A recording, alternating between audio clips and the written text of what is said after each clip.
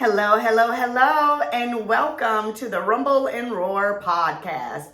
If this is your first time tuning in, I'm your host, Lenoria, and this is my wonderful host, Shayna. Y'all know who that is. Look, I'm being you today. I'm being you. I'm using your words. Well, guys, it is March. It is March, and quick. Didn't it come really fast? But what I want to say is my mom had this saying. If you can January and February, you can march on through. Shayna, January and February was really rough for me. And I claimed it at the end of the year. You know how when New Year's and you claim things and you pray over the year. Well, I do. Let me just say what I do. And so, my husband and I, we pray over the family and we do stuff, and I prayed on everything to be well. And this is the first year that I must say, Shayna, I've been going through some stuff January and February.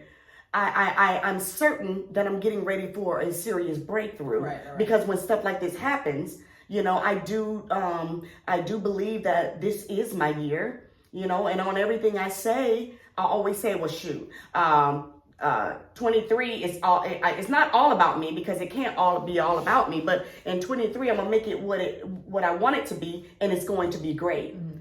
I said that. I believe that. I still believe that. And it's not over. It's still just the beginning.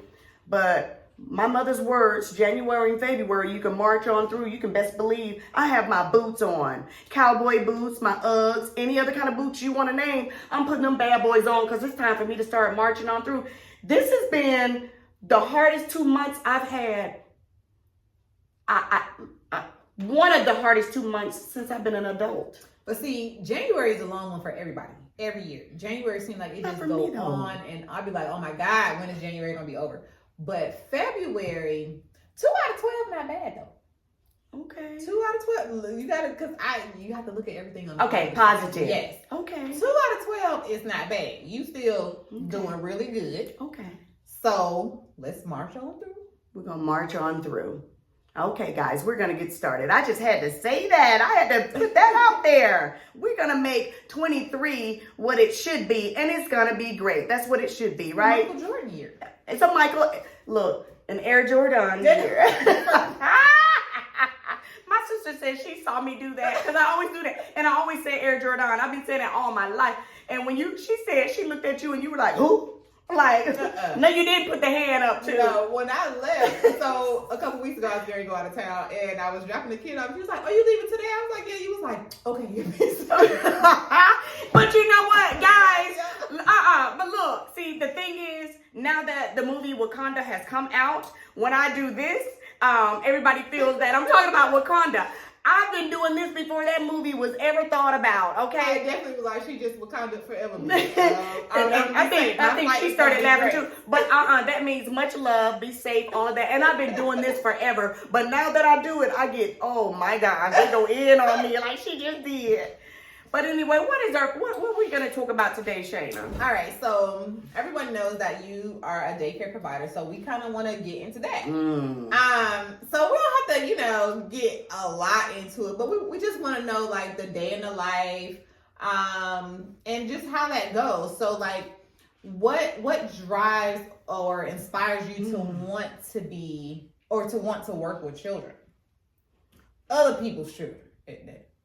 Well, what inspired me to start my daycare, I can say that, is to stay at home with my own children. But I always have loved children, and I don't want to go too deep into it, but it was really hard for me to have kids. Okay. And I always, love kids, and I always wanted to be, just around kids and do things for kids, and I like to see them grow and do things. So that's what inspired me to want to open the daycare. That and me wanting to be home with my own children. Okay, so you didn't have the daycare before you actually had kids. This was after you had your own. This is after I had my own. Okay. Yes. Okay. So, of course, it's a daycare. So once they're 5, some of the late kids maybe 6. Like once you bonded with them over these years, like you've had my kid since he was 8 weeks old, and he's 5. And your first daughter. You had her when she was from 2 to 5.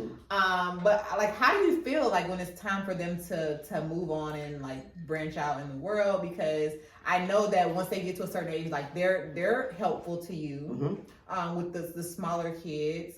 So how does that make you feel like when you created that bond and it's just time for them to go?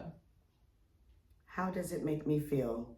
You would not believe, to this day, I still feel the same way as I did from the beginning.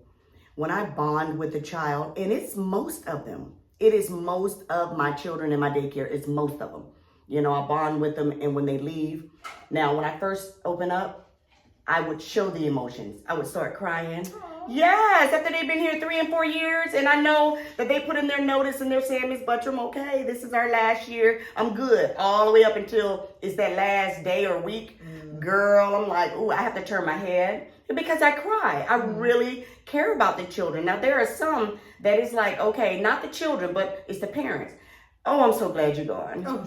Because of the things that they have done, and they made my job hard. So I'll be glad that they're gone. But for the most part, all the children, I feel just like they have separation anxiety with their parents coming to me.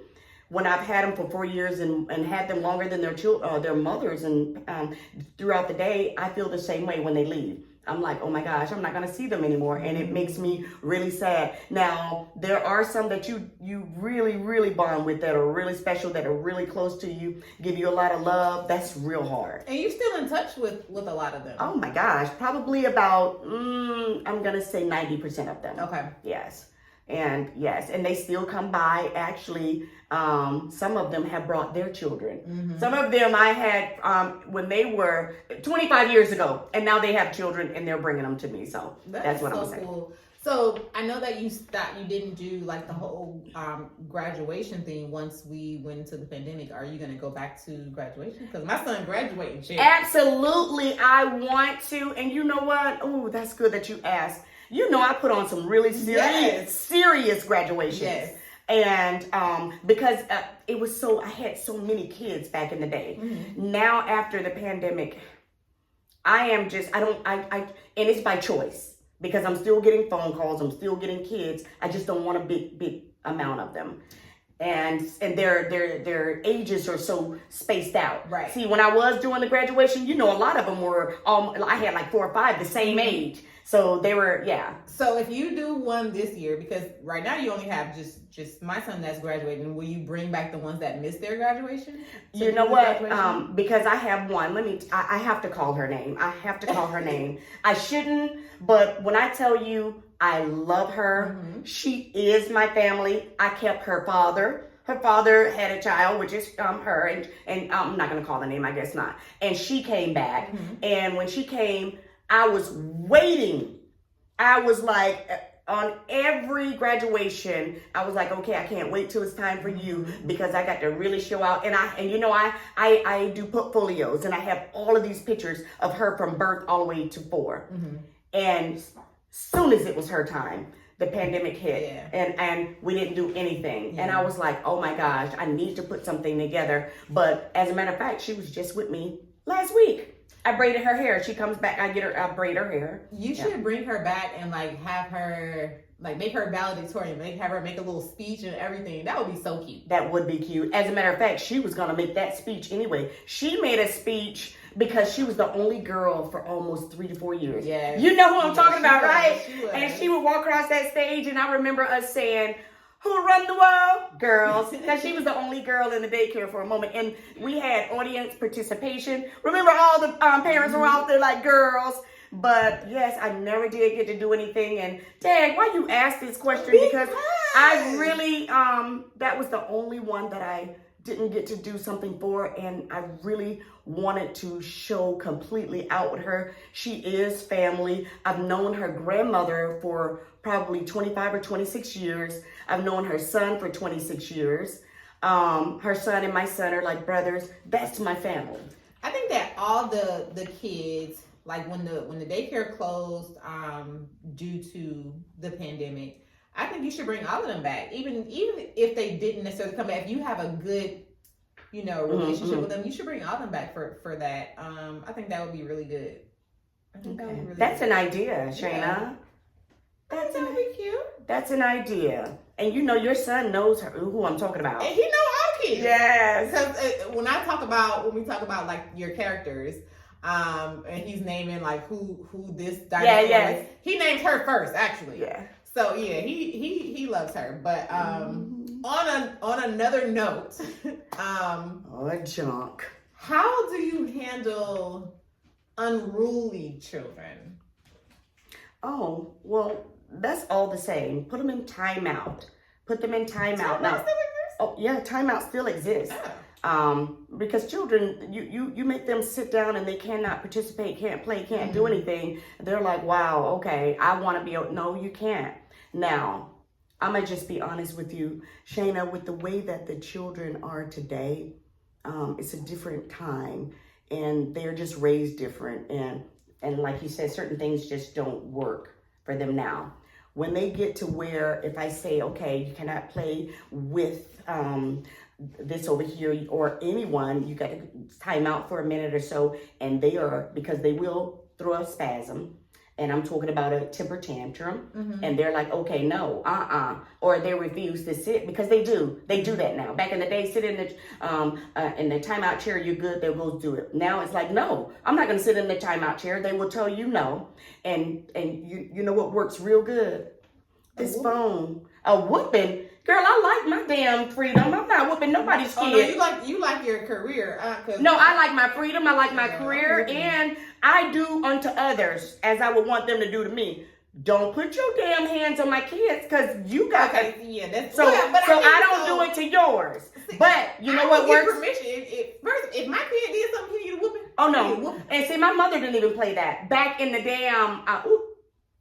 Back in the day when it first came out, where you had to get permission to get a paddling at school, my mother said no, and that was back in the day. My mother was like, no, I don't care. Do not put your hands on my children. Send them home, and I'll get them the way they should be got. But no, you're not going to do it. Now, my husband and I had this conversation, and he said, my mom said, yeah, they can paddle me, and my teacher tore me up. I can't do that. I can't do that. So I'm not going to do it to yours. But back to the question that you asked, what do you do to the ones that's absolutely just, won't listen, or does that really work? No, it doesn't work for some of them. For the ones that have home training and that really listens, and their parents have started out at an early age, letting them know that this is what is acceptable and this is not. They know how to act when they get to school. But there are some of them, they're really raising themselves, and you can tell it. But the parents are coming here and act like they just, oh my gosh, I do this and that and the other. Understand that your child show everything about you, so you can keep that speech for somebody that's gonna believe it. But anyway, I'm glad you said home training, because my son been saying home training to everything at home. But I don't say that to him. I don't say that to him. But this is what I do for the ones that will not do. If I say, okay, little Johnny, you are doing the most. You're hitting everyone, you're biting everyone, you know what you're doing, you are 2.5, you're 3, you're 4, it's unacceptable, go into the timeout chair. No. Okay. If you don't go in a timeout chair, you are going to have to talk to your mommy or your daddy, because I'm getting ready to call them. No. Because that's what they do. No is to everything. So I simply pick up this phone and, would you like to speak to your son or daughter, because they're telling me no to everything, and they are not doing what I'm asking them to do. So if you could ask them to go into the timeout. They're only going to be there, whatever age they are. Like if they're 1, they are there for 1 minute. If they're 2, they're 2. No, but that's the law, girl. That's the law. And if they're and if they're 2, they're in there for 2 minutes, and if they're 3 minutes. So I explained to them, and then they now the men. Oh, those men, something about that father's voice. Girl, when I call them fathers and they get on that phone and they talk to them kids, those kids were like, okay. And they do what their dad say, but their moms, now, that's unacceptable. We don't do that at home. So why are you doing that? You're giving Mrs. Spectrum a hard time. And they're holding the phone like, why don't you hang up this phone? Because I'm still about to do what I want to do. So and you're looking at the child do the phone like, and you can tell on their face, Right. I'm not listening to you like I don't at home, Right. and I'm not going to do it here, and I'm not listening to the teacher. So what happens is, once I hang up and they don't go do it, hi, could you come pick up your child, please? Because I'm not able to tend to the other kids because he's just really disrupting the class right now. I do apologize for the inconvenience, but this is not working. And if you could be here and, please don't make this a long commute. You need to hurry up and come and get him. Oh my God, you're so professional because. So, bye. Child, listen, okay. Over the years, you'll know that why I do that, and you have to do that kind of stuff because all kinds of stuff happens with children, honey. I'm gonna put you on the spot a little bit though because Okay. I feel like you have gone into grandma mode. Why does my children say that too? I'm gonna tell you why because I was I'm not grandmother, but I'm not a grandmother. I was talking to you yesterday, and Jace did something. I forgot what he did. I said something to him. He was like, "Okay," and he was like, he said that to me, and it's just so funny. I was like, "Girl, what?"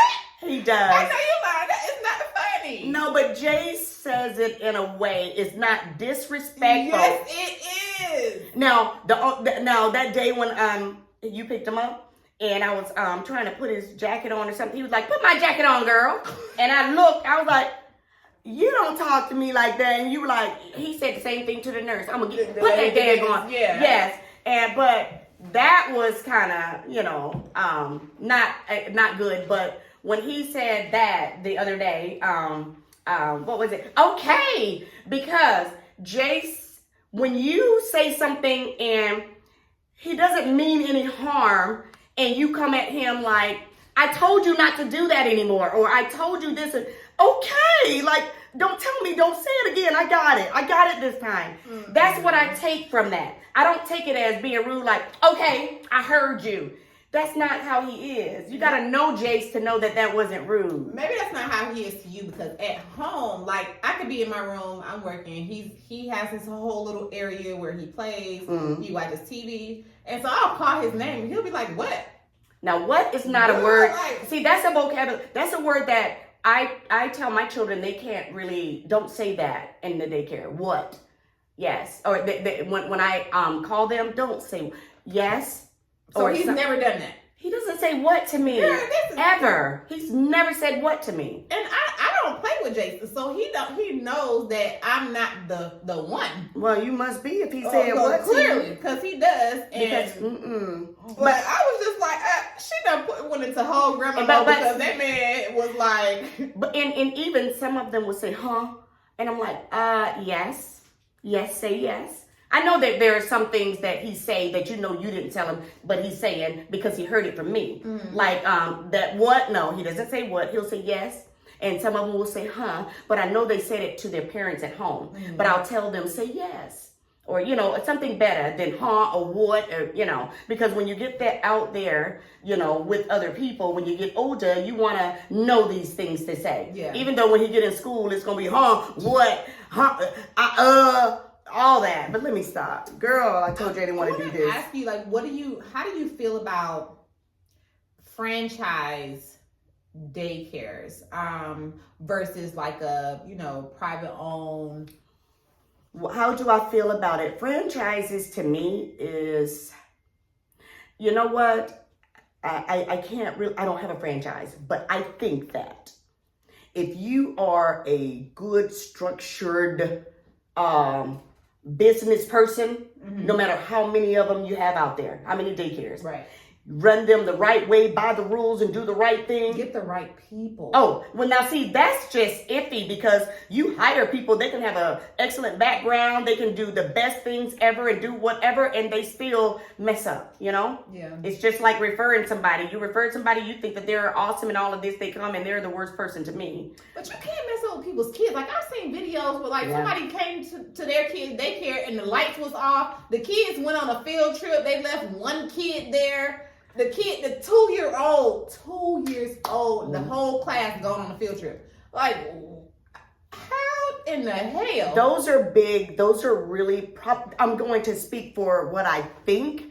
those are really big daycares. But if you're doing like the state train us to do, just like on a bus driver, you have to go down those seats, check the seats, check underneath the seats, make sure that there is no child there. You can't just say, okay, everybody get off the bus and you're done with it. At the end of the day, what I hear, because my sister used to be a bus driver, you don't just park your bus and get off. You check everything. The same with the field trip. You check everybody and everything. You make sure that these children are all of them out. And right. First of all, you're supposed to have a head count.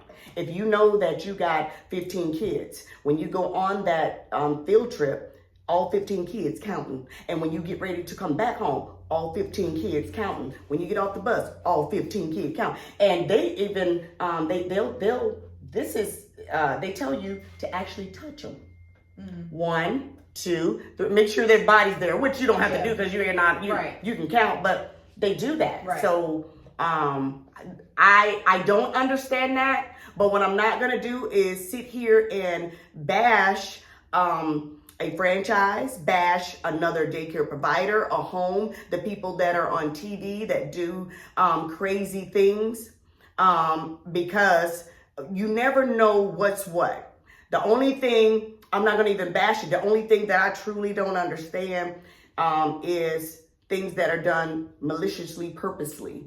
And you know what you're doing. And those things there, I sympathize with the owners, because you got an employee that you did a background check, because you can't be working there without a background check. They have background checks, and in your eyes, they're doing really good. They're observing the kids. They're doing what they're supposed to do, which is, doing the kids' basic needs. They're feeding the kids. They're preparing meals. They're supervising, with the kids. They are helping them with their work. They are making sure everything is clean around the daycare. They're communicating with you and the families. They're doing everything, but you blink, or one day they might come in and just not be right and do something to one of the kids, and you are just as shocked as the people on TV, because a lot of people on TV, when they see that, did you see what that lady slung that baby with one arm and it was on the videotape? Yeah, that stuff does happen, but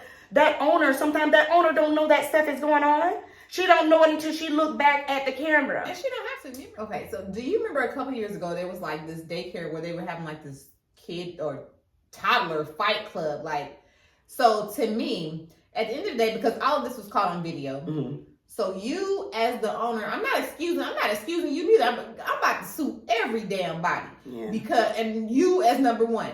But how would she know that they were fighting? There's video. First of all, it's your job as an owner to know what's going on in your establishment. You can't leave that to other people, because guess what? When something happens, who they gonna come to? They're gonna come to us. Exactly. But you don't know. Do you think they do that in front of the owner? No. They definitely don't. I don't think the owner knew that this was happening when it was happening. But it is your job as an owner to know what is going on in your establishment. Even if you find out, I'm not saying you need to know right when it's going on. Right. But at no point in time do you not review video footage. Now there you go. Okay. There you go. Especially if you have it. Yeah. Right. Just even if it's because, okay, so in my job, my supervisor will probably go in and pull like 10 of my calls for the month. Oh, I know. The month is gone. You're customer service, right? Your inbound call. Billing. Oh, okay. I'm sorry. I'm a little above customer service. I'm sorry. Don't do her. I'm sorry. But she will go in and pull 10 of them for the month. Now, this is the following month. So we're already past that month. But she's going to go in and listen to those calls and tell me, this is XYZ. I think you as a business owner, knowing you're have other people's children in your care. Yes. You have employees that work up under you. I get it. Nobody's expecting for you to sit there and monitor them all day, but damn. You are so right. You are so right, because I used to be a supervisor at SNET. That's Southern New England Telephone, and that was for Equifax. Okay. And you are so right, because while I'm on the phone, they randomly just pop in and listen to you talk to those customers. And there was a lot of times I'm so glad that they didn't monitor me. Yeah, you and me both. Because I'm like, see, now you doing the most, and I was being nice to you. Your shit going off. But see, now what I do chats right now, and I only speak to other employees of my company. Mm-hmm. And so when they start talking crazy, like I work for them. Oh, wow. Oh, guess what? Because I don't. You're not my boss. Right. So I'm going to talk to you according to how you're talking to me. Yeah. But back to the subject. Yeah, so I feel like you are very responsible. Whether or not you know what's going on day to day in your establishment, that's your business. Right. But what if they didn't have cameras? What if they now you're saying they should monitor those cameras that they have. There are some daycares now, most franchise, because that's what you were talking about. You asked me about franchise. Mm-hmm. Most of them usually do have it, but some daycares, home cares, daycares, they don't have cameras. We're in 2023, so where is that? Because what's happening now is a lot of daycares you can see it from your job. Yeah, you can log in. Like, I want to see what's going on right now. But I just I actually just got a phone call. This is funny, girl. I just got a phone call maybe about 2 weeks ago, and I'm full, thank God, thank you, Jesus. And she asked me, did I have any spots available? And then she asked me, did I have cameras? And I said, yes, ma'am, I do. And then she asked me, was they with Pro something or whatever? And I said, no, ma'am. But I'm thinking in my head, even if I did have cameras, the thing I will not do, and it's not to hide anything, I want my cameras to be there for when I tell you something and you don't believe me. This is what happened. This is what happened. But here's the thing. You have to, I think that if this is something that you're going to continue to do as far as your daycare business, you're going to have to come into the new times. Right, but then they don't have to come to me. That's true. And I'm okay with that.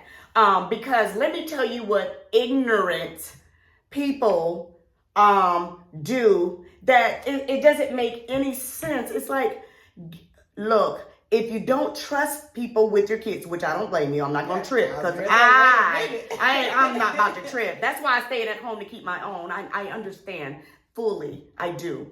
But if you are really that person like I was, keep your own kids, because wait a minute, you are sitting there and giving them a really hard time. And so they want to be nice enough to put some cameras in for you to see what your child is doing. They're doing their job. Because you don't understand daycare, only thing you understand is that at home, I cater to little Johnny. I love little Johnny. Little Johnny is my center of attention. At a daycare, there are a lot of kids who are center of attention, and you have to give them equal amount of attention. Little Johnny could drop his pencil, and you can be watching it from your job, not doing your work at work. You're watching in the daycare. And we didn't go pick up that pencil for little Johnny.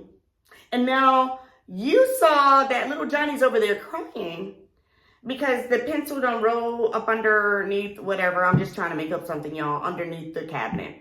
And so little Johnny is crying, and you're like, okay, little Johnny, what's wrong? This, that, and the other. You didn't see the pencil roll under there, but whatever. You might not see whatever, but that's little small stuff. You get a phone call in the middle of Peter, John, Connie, Susie, Shakrisha, all of them. You get a phone call. You get a phone call. Hi, Mrs. Butchram. You know what? I know why he's crying. He just dropped a pencil and it rolled up under the cabinet. I mean, it's on the right side. The eraser is still sticking a little ways out from it. You should see it. Just go over there and give it to him. He'll be all right. Can I speak to him? I can calm him down. Nobody has time for that kind of stuff when you have another, and if it's franchise with 20 something people, can you imagine 20 people calling about nonsense? Mm-hmm. And 20 people wanting you to cater to just their one child, and you are doing your job properly. You're doing it well. Everybody is safe. Everybody is happy. Everybody is being clean. Everybody is interacting. Everybody's doing what they're doing. You're doing what you're doing as a provider, and you're getting 20 phone calls. Well, and you're stopping your job And these are kids doing whatever. And let's just say they don't even call you, they'll call the front office. The front office is like, okay, wow. Then they have to come back here and tell you. So it's still an interruption. Yeah. So I do believe in the cameras, and they're for me. So when I tell you little Johnny was running, and I kept telling him, stop running, don't do that, don't do that. And he kept doing it, and then he fell. And you're looking at them and you're telling them he fell. And they're looking at you like, yeah, really, where were you? What were you doing? Man, I'm telling you, look, it's a close-knit place. I'm looking at everybody. He was over there running and playing like I told him to stop. I'm over here. I am one person. I do wear a lot of hats, and I do feel that I am Superwoman at times, but I'm not. I can't fly over there and stop things just like you can at home. And when he fell, I mean, I went over there and did what I needed to do, console him and put ice on the bump and all of that, but he did it. Not only that, I already told your ass. But, and I was just going to say to you, and I just told you, but they don't believe you. They never believe you. No matter how they love you, no matter how they feel you, how you've done, they're just like goddamn the bill collectors. They're good, as long as you paying them. You know how you get them letters? Oh, you don't get no damn letters. Thanks for your on-time payment. Thanks for your on-time payment. Oh, you just everything when you paying on time. Miss one motherfucking payment out of 90 years. When you get that one pay, when you miss that one payment, you are behind. If you miss any more payments, we're going to come and pick up your shit. All of this stuff. That's how they treat you, the bill collectors. Parents do the same thing. You can be good 300, and I know they don't come 365, but you can be good 364 days of the year and 8 hours. That 1 hour you do something bad. If it's bad, if their child get hurt, they see nothing but their child is hurt. So then you have to say, okay, well, I did tell him, but look at this. See this? You see my hands going like this? Stop, little Johnny. Stop running. No, little Johnny. You see my lips telling him no? Do you see him continue to run? Do you see that? That's where he fell. This is where he hurt his head. I'm so sorry. I mean, I could have put him in timeout, but he's not actually really doing well, he is disobeying me because he needs to stop running. However, she don't want to say Johnny bad as hell. But however, that's the kind of stuff you go through when you have cameras, when you have parents. But just listen to me when I tell you, Shayna, daycare is the hardest job anyone could have on the planet. That's just like on the planet. Teachers. Like, you got to deal with other people's kids, and they don't know what their kids be doing at school and stuff. On the planet. But teachers, yes, their jobs, they are hard. But guess what a teacher can do? Get out of my class, go to the office. A daycare provider, especially when you have and you're the owner, you have to take all responsibilities of everything, and some things are just unheard of. It's like impossible. And the way parents will turn on you, like you are nobody after, and you're like, what? I've had your child 4 years and your child before then. I done went through 3 of your kids, and as soon as one child get hurt, Shayna, you might think I'm kidding. They flip on you like they don't even know you. And every daycare provider owner or anybody that deals with daycare, they know that I'm telling the truth. They don't. And let me go back to you when you said your question was, do you think franchises are what was it, better or more challenging? What? I was saying, do you think that franchises, like, what's the difference as far as the franchise versus just a private owned? Because I don't think that I would ever take my child to a franchise. It's like I you know where I feel more comfortable. I don't brought both of my kids. But some people, a franchise is not bad when they stick to their rules. They're doing the right things. They have the right workers, like you said, and they're doing what they're supposed to. They're trying at least. That's all you can do. I want to be able to come to the owner. When I get here today, I want to talk to the owner right now when I'm here. If there's a problem, I want to talk to the owner right now. So for this to be your 15th franchise, you'll never see not going to be there. Like the preacher. He's untouchable. He's got too many daggone people in the church and you're a number. But yes, you are so right. I do get that. But if you choose to go to a franchise and you know that it's a really big one, you won't be able to touch the owner because they're pretty much, they might not be there. However, that's why you chose a private one and you always get the owner. And I will say, so I did speak on the whole camera thing because that's just, you know, where the times are. Like all of the daycares are doing that. They're like, oh, okay, you can log in and you can see you can watch live feed. So your explanation was awesome, because I will say this, when my son started coming here, he was 8 weeks old. This is when I first went back to work. You would call me or you would text me, oh, this is what he's doing. He's fine. Like if people were assuring parents about what's going on, parents wouldn't feel the need to watch what's going on. But you know why I do that? And I've been doing that since 1998 when I started. If you do people the way you know you want to be done, you're pretty good. You're going to be pretty good. I mean, and it gives them a good peace of mind. Like, I'm at work. Yes, I am at work. My kid is with a stranger, especially as a baby. My kid is with a stranger who I'm hoping, you know, they get to know and they're comfortable with. But it takes time, and to reassure a parent is, and you know, I wasn't the first time parent, but I was, again, a new parent. I haven't had a kid in 12 years. Yeah, but it's a big thing. It's a big deal. It's a big deal. And I think it's a big deal. I am a female. I am a mother, and I know how it feels only for a millisecond, because my first child, the only reason he went to daycare is because my mother came, she got breast cancer and she couldn't keep him. And that's when I knew, you know, I had to start daycare, you know, myself. And I just like that private, close knit, and so I can see everything and just, you know, I think you're doing a great job. I think you're going to continue doing a great job. I think you're going to pass it down. We'll see. No, I'm not passing it. No. My son is, don't even, no. Boys don't do this. No.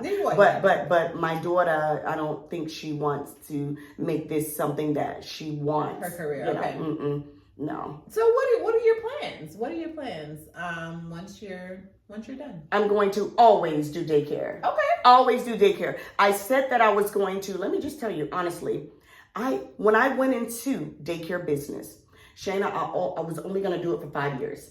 What? Wait a minute. And because I was just so happy to be a mother, I wanted to be at home with my child. So when kids were going to school? Yeah, at 5 years old, he was going to be going to school. So I was going to be a school teacher. And that way I was going to have my summers off, my winter, all of my breaks. I wouldn't have to worry about all that. I was going to be able to have those breaks with my child. After the 5th year, 6th year, my daughter comes. So I was like, oh, got to do this over again because I'm going to keep her too. So there you go, 10 years. I was like, 10 years deep, I might as well go on for the long haul. It's a passion. Yes. It's a passion. But everybody says it's my calling. You know, I just do what I know I want you to do for me. That's it's not, I'm not going to say it's easy because I would lie. But all I know is that just if you love your kids. Some people really don't love their kids. I know that sounds crazy, but some people don't. I know, I can't. Some people don't. No. And that sounds bad to you, I know. But you go to DFACS and you go to other places and see, not everybody love their child. Is it that they don't love their kids, or they don't know how to love their kids? Or you're not really that deep into it? You just see that the love is not there, like, no, there are some people in this world that really don't love their kids, Shayna. I know that. You know why it's hard for you to compute that? Because you and I love ours with all of our heart, soul, mind, body, parts, everything. I can't even imagine. Okay, that's what I'm saying. See, when you are a certain way, it's hard for you to fathom anything other than what you feel. I got tears in my eyes. Like, and we know why. But we know how we feel about ours, okay? But there are really some out there. They could have had a child, and every time they look at that child looks like the daddy. And it's like, I can't stand your ass. I've seen certain shows about that. And they really do dislike that child. They be abused. They be doing stuff. Yes, and I know it's hard to say. I'm not saying that to be mean. I'm a daycare provider. I'm a nurturer. I love children. But it is what it is. And I know, I know things. And I know that there are some parents, they're like, okay, I'm going to do what I'm supposed to do for you, but I really, no. There are, you can see it on movies, you can read about it, you can Google it, all of that. You get your answers. There are really people out there who don't really care for their children. I can't relate to it. Yeah. You can't. Yeah. That is extremely unfortunate. But guys, this was a great conversation, and it went great. Yeah. Despite. And despite I didn't want to talk about daycare, we did, and it was a good conversation. Because I got a lot of other things that I could add to this, but we're going to just leave it at this and we'll table it. Yes, pardon? Well, I said we'll table it. Yes. Table the conversation. Mm-hmm. And we did good today. Yes. I'm real passionate about this. I know. I'm passionate about That's it. why we didn't dig too deep. We surfaced it, but we did get into it really good, and it was a really good conversation. Thank you. Okay. All right. So with that said, feel the rumble and listen to the roar, and we'll see you guys next week. And please subscribe and like and share, please. Tell your friends. Tell everybody. Yes. Anybody. Yes. Bye, guys.